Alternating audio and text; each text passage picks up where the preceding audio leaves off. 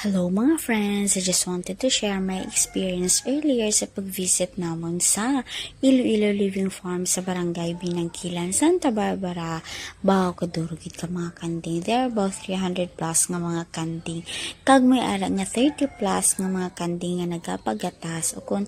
mga nagkaagiran bata na nangihipa na nagkakaan sila ka mga raw nga mga pagkaan ng mga bata na si kuya nagkakuha kang gatas kakanding right after pagbata gid kakanding may nagagwa pa na daw nga colostrum o kundo condense nga gatas na namo na baw kaduro pang ano nga gatas wala to o nakuha ni kuya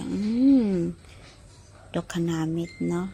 nang tirawin yung anda finished product na namuran mga gagmay na mga kanding nagkakaan ka mga raw materials mga hilamon bukon mga syringes nanda ginagrind man na namudan so bye tapos na amo lang to uwi na kami but before that nag-uot pa kami antes mag-uli nan kay man kabagat ka namin busogid kuno abi